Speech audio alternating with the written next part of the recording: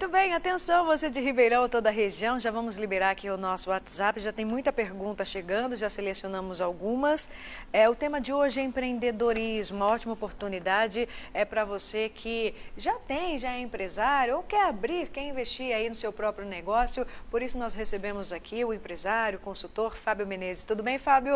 Tudo bem, Silmara? Sempre um prazer estar aqui com você. Prazer todo meu. Fábio, que já esteve em outras oportunidades aqui como consultor na época do Sebrae, né? Exatamente. Muitos fui consultor anos do Sebrae durante 8 anos. Olha que legal. E agora empreendendo por conta própria. Que bacana. Fábio, tem até uma frase aqui que eu separei, eu estava pesquisando a respeito, uma frase que diz que empreender é um estilo de vida. Você concorda com isso? Sem sombra de dúvidas, olha, porque existem características que são bem inerentes ao empreendedor, isso acaba se tornando um estilo de vida mesmo, né? Então, o dia a dia, os interesses, os assuntos, a forma de estudar, tudo acaba mudando com o empreendedorismo. Muito bem. Bom, vamos lá, Fábio. A gente tem várias perguntas aqui que nós selecionamos, mas uma pergunta básica para quem está em casa. O que é importante eu saber antes de tentar me aventurar, de empreender, por exemplo, de abrir uma empresa? O que é importante saber? Eu acredito, Silmara, que o primeiro ponto é saber se você realmente quer empreender.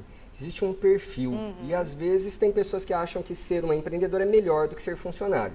Para mim, por exemplo, porque é o meu perfil. Mas ser empreendedor, né, ser um empresário é diferente. Existem benefícios, existem dificuldades. Né? Por exemplo, o empreendedor ele é dono da sua própria agenda. Eu posso escolher aonde estar, em que horário estar. Quando eu era funcionário do Sebrae, eu não tinha esse poder todo. Por outro lado, o meu ganho hoje em dia depende das minhas vendas, do meu desempenho como empresário. Já no Sebrae, né, trabalhando, lá a gente trabalhava muito, né, mas enfim, eu tinha um salário e eu recebia esse salário independente se eu estava de férias, se eu trabalhava de tarde ou de noite, né, então tem algumas diferenças. Então existem benefícios e existem algumas dificuldades. Então o perfil é o primeiro ponto. O segundo ponto é você saber no que você vai empreender. É importante entender desse negócio, por exemplo, o meu vizinho aqui tem uma sorveteria, ele está ganhando muito dinheiro, eu vou abrir uma sorveteria, só que eu não entendo nada de sorvete. E aí? Existem dois pontos. É possível ter uma sorveteria sem ser dono sem saber fazer sorvete? É perfeitamente possível. Até porque se o empreendedor ficar literalmente com a mão na massa, ele não vai ter tempo para cuidar das vendas, das finanças, de gerir pessoas. Então o empreendedor ele tem que administrar tudo isso. Porém, se ele não tem a mínima noção de como é fazer um sorvete, como é que ele vai liderar? Como é que ele vai dizer se está bom ou se não está, se estão gastando muito tempo ou não? Então, não é um pré-requisito, porém, aquele empreendedor que não entende nada da área, certamente ele vai ter muitas dificuldades. Então tem que buscar ajuda, né? O Sebrae, inclusive, realiza isso. Sem dúvida. Bom, aqui ó, tem uma pergunta do Pedro Henrique de Batatais. Um grande abraço para Batatais. Ele diz para quem é indicado a MEI, o MEI, né? O MEI ou a MEI? O MEI, que é o microempreendedor individual. Para quem é né? indicado? Vamos lá, Pedro. O MEI ele é uma empresa que tem alguns limites e alguns benefícios. Os limites, então, são faturamento de até R$ 81 mil por ano, tá? No máximo um funcionário e não pode haver sócio. Então, se você se enquadra dentro desses 3 limites, né? Lembrando que também não são todas as atividades. Existe lá um rol de atividades que você tem que consultar se a sua está lá dentro. Então, estando dentro dessas possibilidades, é sugerido sim o MEI, porque você não tem custo para abrir e você vai gastar pouco mais de R$ 50 por mês, que é o seu INSS. Então, é muito barato. Qualquer outra condição fora disso, você vai ter que procurar por um contador, existe uma mensalidade, existem impostos, então se torna um pouco mais caro ter uma empresa. Perfeito, vamos para a próxima pergunta. Você pode enviar, tá? Tá aqui o nosso WhatsApp, 16 997 91 3869. Ô Fábio, aqui tem a pergunta do Luan de Ribeirão Preto. Ele disse que abriu uma empresa há 1 ano e ele fez um grande investimento em maquinário, só que ele ainda não ganhou dinheiro. Ele diz como prever isso, por exemplo, existe um tempo certo para esse retorno? Olha, existe um tempo que você pode prever, mas não é um tempo certo. Cada negócio se configura de uma forma. Tá. Por isso que a gente sempre sugere começar um negócio, principalmente quando exige investimento em maquinário, fazer um plano de negócios. Dentro desse plano de negócios existe um plano financeiro, que é quando você vai colocar todos os seus investimentos, depois quais são os seus custos e a sua projeção de vendas. Com base nisso, você vai ter o famoso ROI, que é retorno sobre o investimento. Ou seja, você consegue prever através de um fluxo de caixa, basicamente, quando é que vai retornar esse seu investimento. Então, não existe um tempo certo. Olha, isso são tantos meses ou tantos anos. Cada negócio vai ter um retorno diferente. Então, no seu caso, o que eu sugiro é o quê? Fazer um planejamento, um fluxo de caixa, prever quanto foi que você investiu e quanto é que você fatura, quanto você tem de custos. Enfim, uma gestão financeira bem realizada, você consegue saber com exatidão quando é que você vai, de fato, ter o retorno desse investimento e começar a ter lucro na sua empresa. Muito bem, um grande abraço, Luan. Tem aqui também a Tati de Sertãozinho. Ela diz se é importante e como ela pode fazer uma pesquisa de concorrência. É muito importante sim, Tati, e você pode fazer de várias formas, né? Uma forma mais profissional seria você contratar um profissional da área, um profissional de marketing, uma agência, um profissional de inteligência de mercado, mas aí exige um custo. O que você já pode fazer por conta própria? A internet. Você pode ir através do Google Maps ou através da própria internet na sua região, pesquisar quais são aquelas pessoas que trabalham com a mesma coisa que você, concorrentes diretos ou indiretos, né? Vai te dar um pouquinho mais de trabalho, mas você consegue sim mapear, saber quantos são, o que é que eles fazem, até para você poder buscar os seus diferenciais, você precisa saber o que o seu concorrente faz para fazer algo diferenciado dele. E a gente sabe que tem muita concorrência aí no mercado, né, ô, Fábio? Tem bastante. Bom, vamos lá. A Juliana, aqui de Ribeirão Preto também, Ju, beijo pra você. Ela diz que tem CNPJ aberto, né? E já há um tempo a empresa dela não está mais em funcionamento. Ela disse que ela tem dúvida, porque ela pensa em retomar, né, os negócios, mas ela disse que é importante ela fechar essa empresa agora e reabrir depois. Qual que é a sua orientação? Juliana, existe uma diferença entre o que é encerrar uma empresa e deixá-la inativa. Enquanto essa empresa está ativa, ela está gerando custos para você, mesmo que você não esteja pagando. Se você simplesmente abandonar esse CNPJ, em algum momento você vai ter problema. Então, qual que é a minha orientação? Procure por um contador, pode ser o que abriu a sua empresa, pode ser qualquer contador, e deixe ela inativa enquanto você não for utilizar. Ela vai continuar lá com a possibilidade de você trabalhar no futuro, porém não vai te gerar custos agora. Agora, se você simplesmente abandonar esse CNPJ, vai acumulando um pagamento, e isso em si de juros, depois você vai ter uma dor de cabeça grande lá no fim. Perfeito. A Maria Emília, ela diz que é artesã e gostaria de começar a empreender, a ousar mais, só que ela tem medo. E para investir, ela entende que seria necessário ela fazer um financiamento.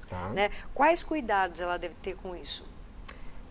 Existe primeiro, né, para você ter coragem, eu sugiro que você olhe para o seu histórico. Como é que você já está vendendo? Você já está vendendo bem? A necessidade desse financiamento é justamente para você poder ampliar as suas vendas? Ou esse financiamento é para você pagar contas que já são oriundas de um trabalho que tem sido realizado?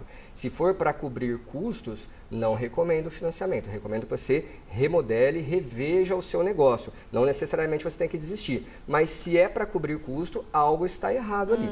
Agora, se é para você crescer, para poder vender mais, volto na história ali do plano de negócios para prever certinho quanto você precisa, para que você precisa e em que momento você vai ter o retorno disso. Isso vai te ajudar a escolher quais são as melhores linhas de financiamento e também quais são as condições. Quando você vai negociar um financiamento, é uma questão até de confiança, né? Então, aquele que vai ceder o financiamento para você, se vê algo mais estruturado, ele pode, inclusive, usar um plano de negócios em algumas situações como base até para poder prever, né, prover situações melhores de financiamento. A gente percebe, Fábio, nós acompanhamos muito aqui no nosso noticiário, também muito do jornalismo em São Paulo, no panorama nacional, essa questão do desemprego. Muitas pessoas estão ousando mais, né, empreendendo, criando seu próprio próprio negócio é uma alternativa também, né?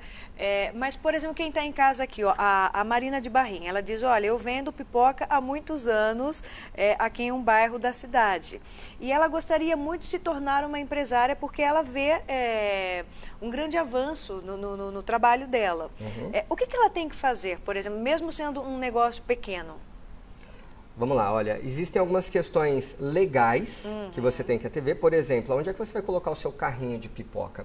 A prefeitura tem que autorizar você a estar ali, senão você está correndo o risco de ter todo o seu material confiscado. Então, primeiro é conhecer a legislação, e a legislação ela começa dentro do município, ou seja, cada um tem o seu. Então, sugiro que você procure conhecer a legislação local. Este é o primeiro ponto. O segundo ponto é você se profissionalizar como empreendedora. Ser um bom empreendedor não é saber fazer uma boa pipoca, isso é ser um bom técnico. Saber fazer ser um bom empreendedor é saber atender bem o cliente, saber fazer uma pipoca diferenciada. Como é que você faz uma pipoca? Se pipoca é tudo pipoca, oferecer, né? um produto diferente, né? Exatamente. E aí eu faço até uma sugestão que está lá no YouTube. Tem uma história muito famosa de um cara chamado Pipoqueiro Valdir. Se você procurar no YouTube Pipoqueiro Valdir, ele dá uma aula sobre como ser um grande empreendedor vendendo pipoca. Que maravilha. E esse setor, só para a gente concluir que você falou, né? Olha, muita gente no desemprego e procura empreender. Existe o empreendedorismo por oportunidade e o empreendedorismo por necessidade. Oportunidade é aquele que visualiza uma oportunidade, né? Então, olha, poxa, eu estou vendo aqui que tem um público muito grande que gostaria de consumir pipoca e não tem pipoca para comprar. Isso é oportunidade. Vou lá oferecer. Outra coisa é a pessoa, olha, não tem emprego, não consigo recolocação no mercado, então eu vou tentar trabalhar com qualquer outra coisa. Ambos podem dar certo. A diferença é que de oportunidade, geralmente ele tem um preparo melhor, ele já tem uma visão mais apurada, ele já está se planejando para isso. E o por necessidade, muitas vezes, age por impulso. Poxa, eu preciso dar um jeito, uma situação e vai lá e simplesmente faz. Pode dar certo? Pode, mas aí o risco ele é maior. Então, mesmo que você esteja empreendendo por necessidade, eu sugiro que você se planeje, que você pesquise e que você se prepare para isso.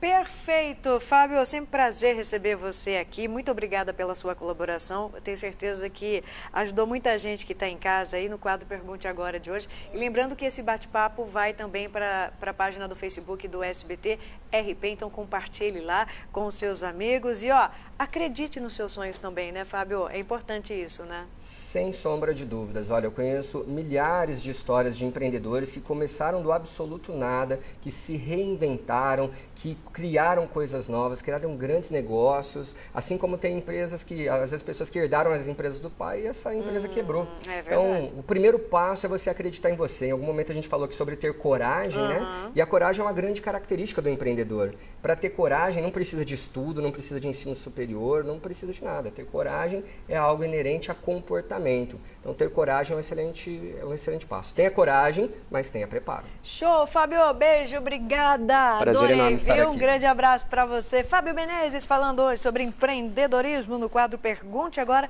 Vai lá depois na página do Facebook do SBT RP para rever e para compartilhar também, tá? Vamos para o intervalo, eu volto daqui a pouquinho com mais informações ao vivo aqui no SBT Verdade.